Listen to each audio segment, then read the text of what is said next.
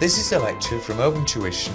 For the free lecture notes that go with this podcast, please visit opentuition.com. Chapter 3 deals with the organisation's environment. It'll also look internally at the organisation as well, and then we'll bring together the external and the internal to see how maybe they need to be matched up.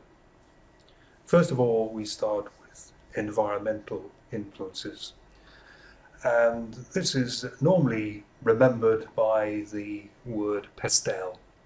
It used to be just pest, but now most texts will talk about pestel. And these are the big macro environmental issues which affect most organizations one way or another, not all to the same extent. But if an organization is planning for the future, it has to be really aware of what's happening in its environment. First of all, we have political. Political events could be maybe a change of government, or a change of government maybe coming up within the next 3 months, 6 months, year or something. You know that some governments have a preference for high public spending, high tax, high public spending. Other governments have a preference, or the types of government preference, for lower taxes, lower public spending. And if you were in, say, your business was road building, then if the government, which was for low tax, low public spending, got in, you might expect hard times ahead, or harder times ahead, because they will probably cut back on new roads and so on. If, however, the other government got in with high tax, high spend, then you might see that there's a possibility of more contracts and so on. Political will also include things like maybe enlargement of the European Union. All sorts of things change then. You have other markets, you have other sources of labour and so on, free travel and so on, which can affect your business and maybe where you locate some of your business. Political will also have unrest. So when political unrest arises in various parts of the world, then there can be big implications for some businesses. If you think of yourself as an airline, working for an airline, then holiday destinations, business travel and so on is massively affected if wars or unrest breaks out in certain parts of the world. We have to be aware of it. Businesses can't normally do very much about it, of course. Economic, a fantastically important element. The economy is whether people are optimistic or pessimistic, whether there's boom or bust. Economy will also bring in interest rates, exchange rates, inflation rates, employment rates, and so on. A change of interest rate will greatly affect, say, car manufacturers, because many people borrow to buy cars, and borrowing costs are associated with the economy and interest rates and so on. If you're in a business of supermarkets, less likely to be affected. People have to eat.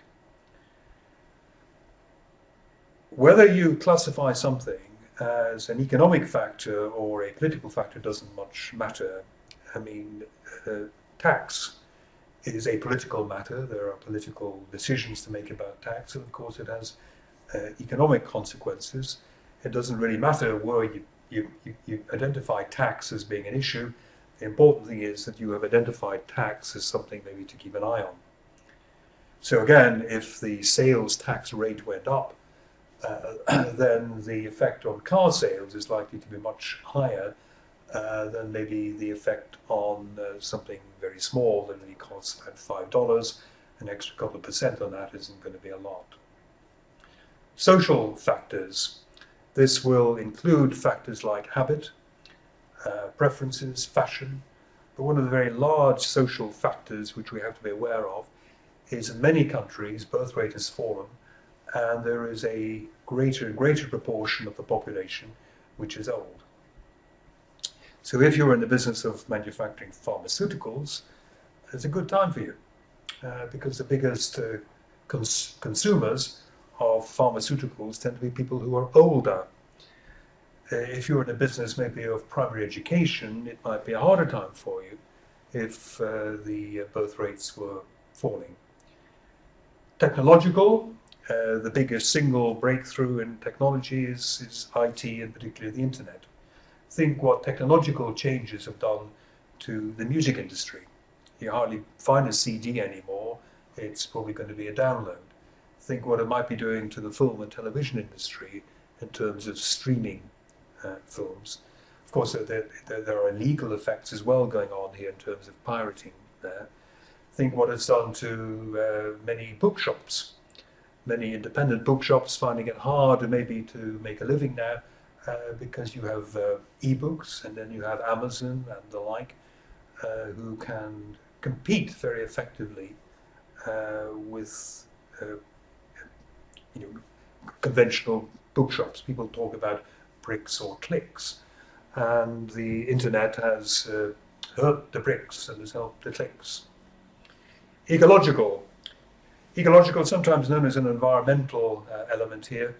The effect of your business on the environment, it's time kind of looking at green issues, the emission of greenhouse gases, the emission of pollutants that maybe go into the water supply, the disposal of waste.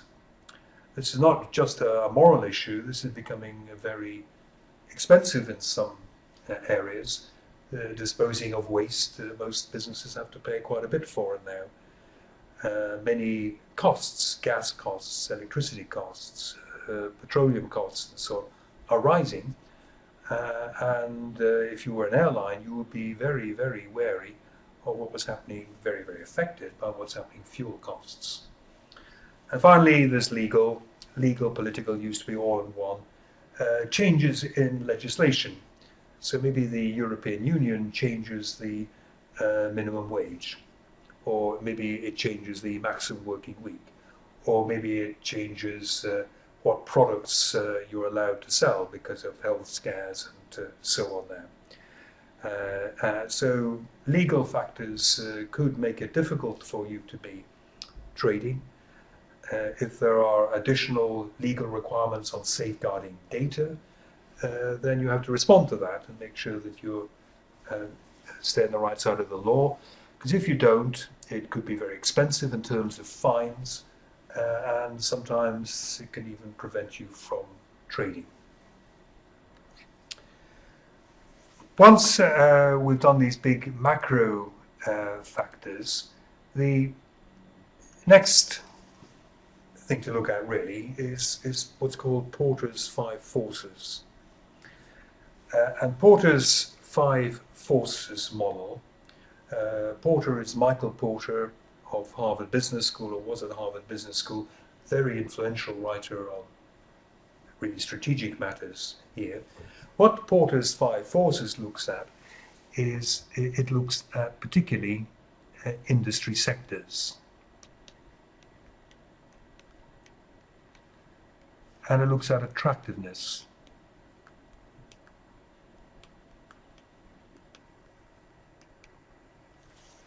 Industry attractiveness. So it's looking at, say, the car industry. It's looking maybe at the film industry. It's maybe looking at the printing industry, or maybe looking at the supermarket industry. It's kind of zoomed down from the pastel, the big macro things, into one industry. And it says how basically attractiveness is, how easy are you going to find it to make a good profit? How easy will it be for you to get competitive advantage? And competitive advantage is doing better than your rivals, really, your competitors, but doing better than your rivals are doing year after year. If an industry is attractive, you can make good profits.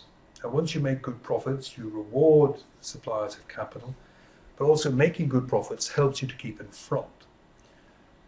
Because good profits allow you to develop new products, they allow you to advertise well, they allow you to invest on flashy new websites that are very efficient and so on, and very attractive. If you don't make good profits, your life as a profit-seeking organization is likely to be short and nasty. And it says, he says that there are 5 forces which determine whether or not you find it easy to make good profits. First of all, there is rivals or competitors. And I suppose there are two extremes. One extreme is you have what's called perfect competition, maybe dozens of small competitors, always trying to make a break for it, always putting on special offers and dropping their prices and so on.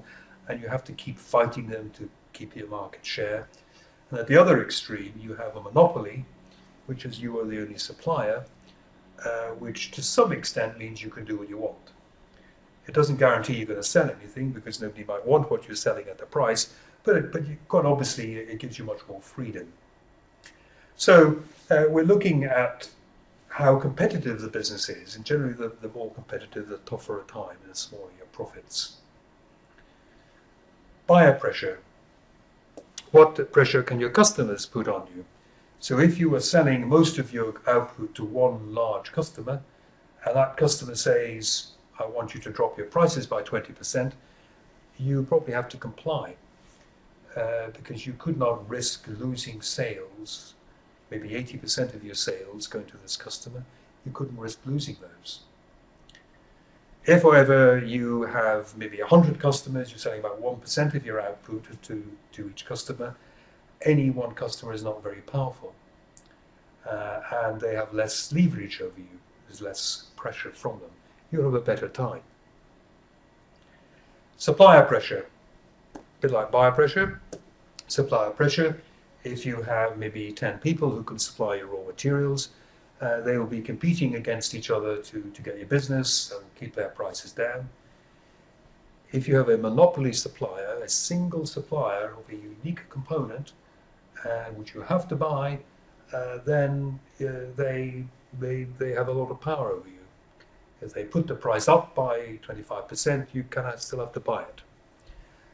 What you would try to do maybe with these buyers and suppliers who maybe got a lot of power, you might, for example, try to get into a long-term contract with them so they can't be shifting their prices around or can't be threatening you with some sort of power.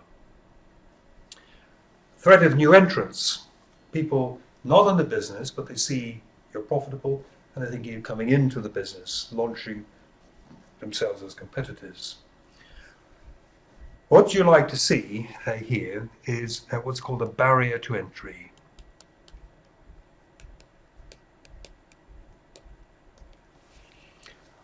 A barrier to entry. What is going to help keep people out? Very few things will guarantee that they stay out, but some things will make it a little bit more difficult for them to get in. So if you think of an industry like window cleaning, there is practically no barrier to entry to being a window cleaner. It doesn't require a lot of resources. It doesn't require any particular licensing, doesn't require a lot of know-how. Compare that to, say, becoming a car manufacturer, where you need a huge amount of money, huge factory, huge know-how. So barriers to entry help to keep people out. So examples, high capital expenditure. High capital expenditure means people have to raise the money, and there's obviously risk associated with putting up a vast factory and hoping it's going to produce stuff that sells. Know-how, a complex industry where people going in are at risk of messing it up in some way. IT, very high IT skills to make it work well, a kind of know-how which is there. Sometimes there can be licensing. So to set yourself up as a bank, you would have to go through all sorts of licensing procedures, normally with the central bank, and so on. So anything which, as I say, helps, really puts up an impediment to people coming in is going to make it easier for the people who are already in the industry. Because when people come into an industry new, they are a pain. A new entrant comes in, they will come in with a splash, special offers, special prices, special promotions and so on to make a name for themselves in the market. And you, an existing person in the market, have to kind of respond to this newcomer. Substitutes often come through the exercise of technological breakthrough. A substitute is different to a competitor. A substitute is an alternative way of really giving the customer the same outcome. And a good example of a substitute is basically mobile phones. Mobile phones, when they were launched, became a substitute to conventional landline phones. In a way, we don't care which we use. They both achieve us being able to talk to people at a distance. Once this was brought in as a substitute, then it can radically alter the kind of some of the other competitive forces.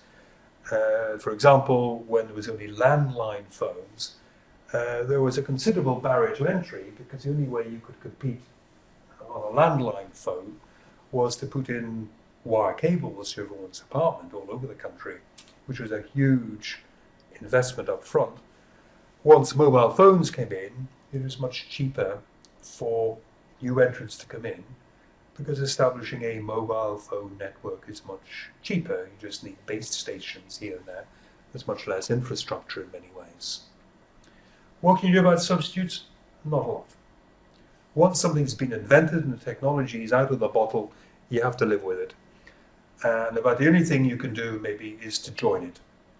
So many landline companies, when mobile phones came out, they also had a mobile phone network, because they knew some people would move to the new technology.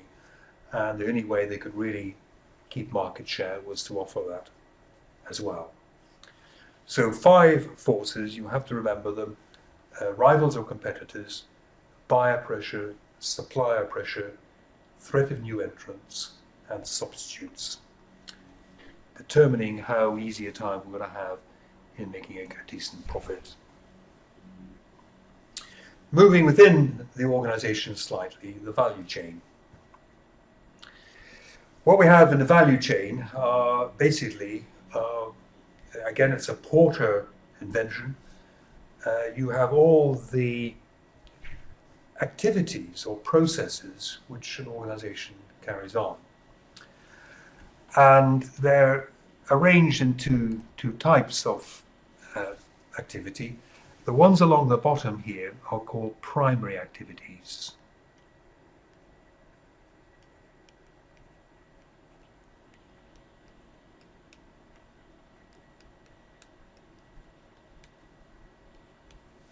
Primary activities. If you know what a direct cost is or a variable cost is, these are slightly associated with that idea, insofar as the more you do, the busier these activities are likely to get. Okay, the more you produce, say. Okay, we'll explain each in a moment. The ones across the top here are called, they could be called secondary, but they're usually called support. So these are support activities. These are more like fixed costs. So to some extent, it doesn't matter how many units you're producing, these are a bit more fixed. So Porter said everything that the organization does, all its activities, can be mapped onto this diagram. So what do they mean here? Well, inbound logistics is basically the way you get your raw materials.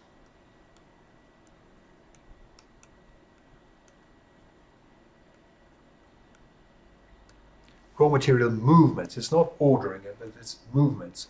How do they get from your supplier into your warehouse? In fact, do they sit in a warehouse at all, or do they go directly onto the production line? And we have a choice in this. We could get our supplier to send them to us. We could go out with our lorry and bring them to ourselves. We could get a company like TNT or DHL to do it, and so on. But there are choices on really the physical movement of goods.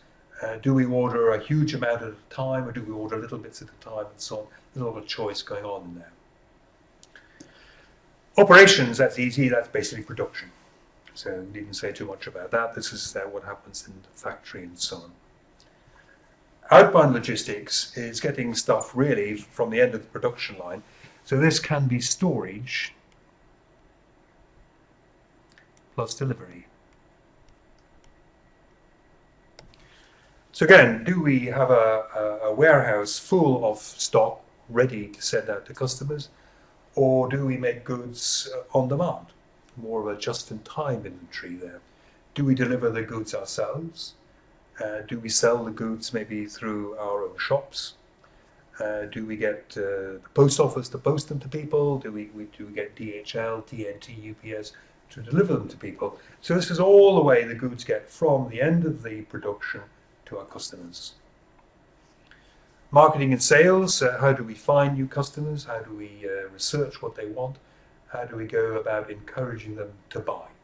Okay. And service, this is what happens after the main sale has been made. And the sort of thing that can come into service, well, there can be training. There can be maintenance. There can be consumables.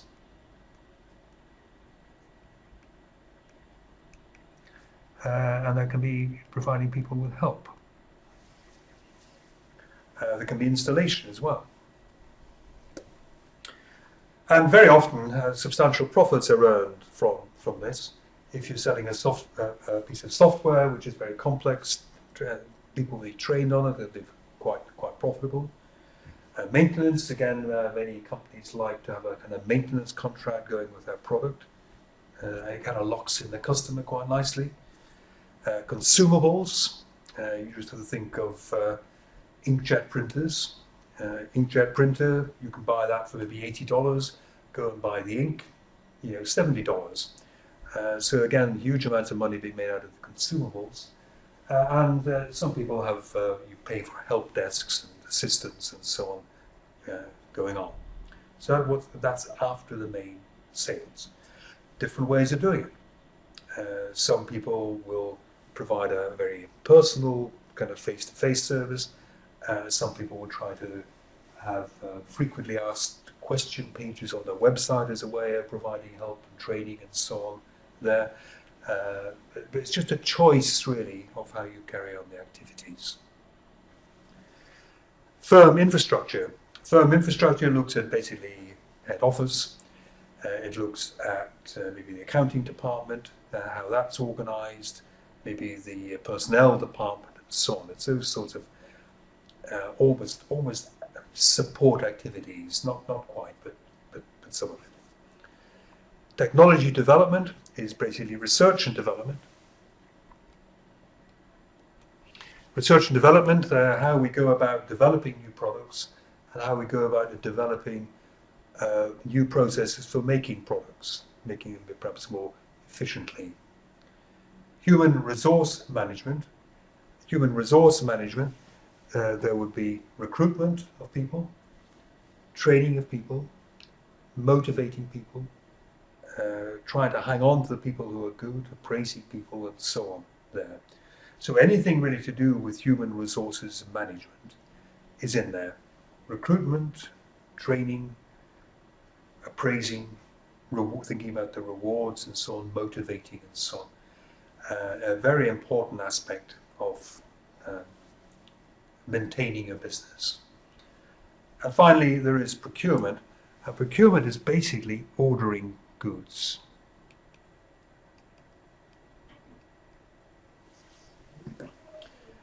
Porter separated out the business of inbound logistics, which is the business of the physical movement of goods, and ordering goods, or procurement, and dealing basically with the payment for those goods there. So separated out the admin of the purchasing and the physical parts of the purchasing. Okay, so all the activities are mapped onto the website, not onto the website, onto the value chain. Why? What's it kind of done for there? Well, if you think each of these activities is going to have a cost associated with it, no activity can be done for free.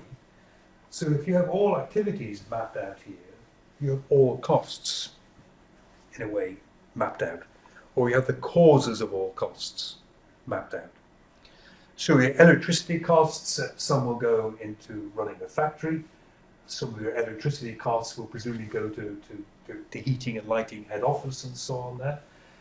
Some of it will go into maintaining the warehouse and so on there. You could split your electricity costs kind of apportioned over the various different activities in the value chain. But one way or another, all costs will be represented there. So let's say that you have your total costs equals, let's say, 10 million.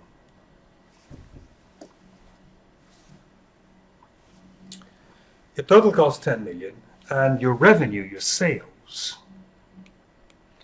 is, let's say, 15 million.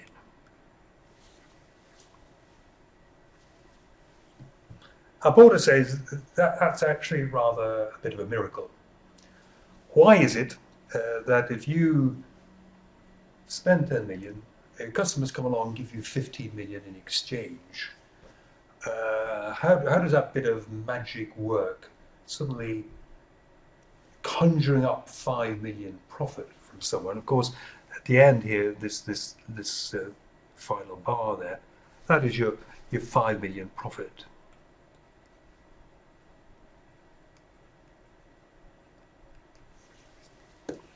And it says, surely it's not logical for customers to give you 15 million when they know it only costs you 10 million, because these customers will be able to see your financial statements. They know you've made 5 million out of them, so don't they get resentful? Don't they do it themselves? And if they did it themselves, they would save themselves 5 million. So how come you can make this 5 million? What gives you the right to make the 5 million? And basically, what we're talking about in this 5 million profit is value added, or added value. Porter is saying you're not just making goods, but you are doing something which customers either couldn't do themselves or don't want to do themselves. Okay. So what it might be is you could say to yourself, right, I'll do it myself. I'll set up a factory. I will spend 10 million. I will kind of make a copy of it. And I will make my own raw, my own components myself instead of buying it from these people. And you set it up, but unless you have the know-how, it won't work. You might not be able to do it for 10 million because you can't make it efficient. So it's all very well saying, well, I'm giving them 5 million profit, but what you're actually paying for is their know-how. Another way that you might want them to do it is to say, well, this is a risky activity which business is doing. If they make a mistake, there's going to be large liabilities all over the place. And I'm happy to pay them kind of an extra 5 million here, because what they help me with is keeping my risk down. I'm paying them to shoulder the risk rather than doing it myself. And their risk is the added value. Another example would be, let's say we were buying from this company, but we wanted only 10% of their output. So we know that 10% of their output is going to be 1.5 million. And we say to ourselves, right, we want 10% of their output. I will set up a factory to do it myself for 10% of the size. Okay, but as you scale down factories, a factory which produces 10% of the output of a large factory is probably going to cost you more than 10%, because small factories tend to be less efficient than big factories. Small factories, they need a big machine which is maybe not completely utilized. Small factories, when you come to negotiate your ordering, you're not going to get fantastically big discounts because you're in a much smaller way. And it could be that if you scale this down to 10%, that the cost is actually 2 million. So in fact, you try to do it yourself, and it actually costs you more doing it yourself than taking 10% of this very efficient producer's output. So what Porter was saying is that you must know, as a company, you must know what it is that your customers value in you. Why do they come to you? What gives you the right to earn profit? Is it you have fantastic design? fantastic reliability, fantastic efficiency, fantastic know-how. Why do they pay a lot of money to you? Why, for example, do people pay a lot of money to Apple? In many ways, Apple computers can be argued to be more expensive than the equivalent PCs. Why do people pay more for an Apple computer than shall we say, an ordinary computer? And one of the reasons is it looks so good. You know, I could buy another one, but I prefer buying the Apple, and the value it adds is style. The value it adds is convenience, maybe as much as actual raw computing power. And Apple knows that this name it has, name inherent in the brand for fantastic design, is something that it has to try and live up to. Every new product, the expectations are very high, that it's going to be, again, kind of as revolutionary as the iPad was. Finally, on this chapter, we have the SWOT analysis. The SWOT analysis brings together, inside and outside of the organization, the strengths and weaknesses of an organization. These are internal.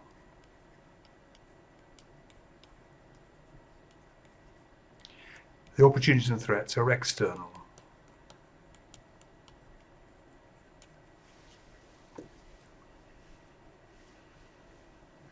What you want to do, if possible, is try to get them matching. So, an opportunity, for example here, might be to take over a weak rival. So one of your competitors is in poor financial condition. You know they're struggling. You know they might accept a cheap offer, if you like, to buy them out. And your strength in here is lots and lots of money in the bank. Well, that matches beautifully. You have a strength which you can utilize to make use of this opportunity. That is fantastic. What would happen if you had the opportunity, but you didn't have lots of money in the bank? You had a weakness in cash. You were up against your kind of cash limits. Well, either you can't take them over, you have to abandon that plan, or what you have to do is to try to make good the weakness. Okay?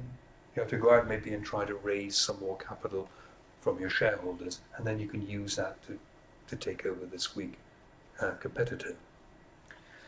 Similarly, if there's a threat here, a threat might be a new entrant. So Porter's five forces says you always have these new entrants waiting in the wings, ready to pounce here. We think one of them is going to come in here, steal our market share. Maybe our strength in here is a very strong brand name. Or maybe our strength is good service. So the new entrant comes in, does look quite attractive, quite good prices, but people stick to us because they say, well, we've been with you for 10 years, you've never let us down, we like the quality and the response that we're getting from our orders and so on there, we'll stick with you. But if you had a very poor brand name, if you had a bad reputation and so on, you're basically weak in that area, then you have really very little defense against the threat. And you'd have to kind of, I suppose, anticipate that you're going to be losing in that. So strengths, weaknesses, opportunities and threats brings together the environmental analysis. Basically, you've got Pastel, you've got five forces in here. Your strengths and weaknesses, look internally, think of that as the value chain, what your processes are, how well they work, and so on, to get a kind of comprehensive picture of what's called your strategic position.